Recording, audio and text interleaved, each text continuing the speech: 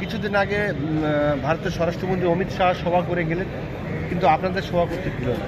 এটা তো জানা জিনিস, তৃণমূলের সঙ্গে যাদের বন্ধুত্ব সম্পর্ক থাকবে তারাই জায়গা পাবে, যাদের বন্ধুত্ব থাকবে না তারা জায়গা পাবে না। কলকাতাটা কেউ কোনো রাজনৈতিক ব্যক্তিত্ব তারা মনে করছে আমাদের বাবার সম্পত্তি, এটা অনেকেই ভাবছে, কিন্তু আদৌ যে সেটা তার বাবার সম্পত্তি নয় সেটা কোর্ট বুঝিয়ে দিয়েছে। ভিক্টোরিয়া হাউসে 12 থেকে 15,000 মানুষের বসার জায়গা আছে, সেইভাবে ব্যবস্থা আছে নেতাজি স্টেডিয়াম। সেই জায়গায় আপনারা 1,000 মানুষেই রাজি হয়ে গেলেন। আমরা সংবিধানকে মান্যতা দেই। আমরাই ভারতবর্ষের মধ্যে একটি রাজনৈতিক দল যে সর্বপ্রথম বলেছে যে সংবিধানকে পাঠ্যরূপে পড়ানোর ব্যবস্থা করতে হবে। অতএব ভারতবর্ষের যে সংবিধান, বাবা সাহেব আম্বেদকরের রচিত যে সংবিধান, সেই সংবিধানকে আমরা সর্বসময় আগে প্রাধান্য দিই। আর সেই সংবিধানেরই একটা অঙ্গ হচ্ছে কোর্ট, যেটাকে বাস্তবায়ন করে। আর সেই কোর্টকে আমরা ভাইলেন্স করবো, এটা তো হতে পারে না।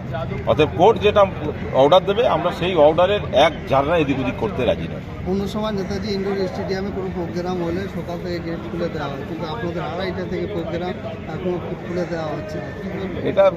এটা সবই তো বুঝতে পারছেন, এখানে তো বলার কিছু নেই। কেন প্রতিটা সরকারি প্রতিষ্ঠান কুক্ষিগত করে রাখার চিন্তাভাবনা চলছে। একনায়কতন্ত্র হিটলার যেমন কায়েম করেছিল, এরাও সেই হিটলারের মতোই কায়েম করতে চাইছে। তবে এটা বেশি দিন থাকবে না, কেন বাংলার মানুষ দেখছে, বাংলার জনগণ দেখছে। সামনে লোকসভা ভোট, ব্রিগেড ময়দানে কি আপনারা সভা করবেন? এটা সময় হলে বুঝতে পারবেন, কিছুক্ষণ ওয়েট করুন। আমাদের রাজ্য কমিটির যিনি চেয়ারম্যান এবং ভাঙড় বিধানসভার বিধায়ক নওশাদ সিদ্দিকী সাহেব, তিনি আসবেন। অতএব তিনিই বক্তব্য দেবেন কোথায় প্রোগ্রাম হবে না হবে, কি প্রোগ্রাম হবে না। আমরা একটা দল করি, দলের কমিটি আছে বিভিন্ন স্তরে, অতএব তার রাজ্য কমিটি আছে এবং আমাদের দলের চেয়ারম্যান আছে, চেয়ারম্যানের সিদ্ধান্ত অনুযায়ী আমরা চলি। দল তো কর্মীদেরকে নিয়ে, সভা সমিতিও কর্মীদেরকে নিয়ে হওয়া উচিত। সেখানে দেখছি আপনি কর্মীদের কি বলছেন? পারমিশন দিয়েছে, আমরা সেই পারমিশনের খেলাপ আমার কর্মীকে করতে দেব না। সংবিধানের পাঠ আমরা আমাদের কর্মীদেরকে শেখাই।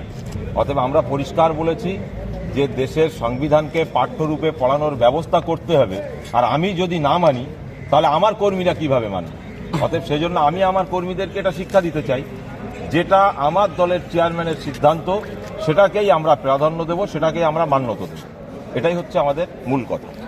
অভিষেক বন্দ্যোপাধ্যায় ডায়মন্ডহাবড়া থেকে সংসদ, আপনারা জানেন যে সেই জায়গায় নওশাদ সিদ্দিকী ডায়মন্ডহাবড়া থেকে 24-এর লোকসভা ভোটে দাঁড়ানোর ইচ্ছা প্রকাশ করেছেন।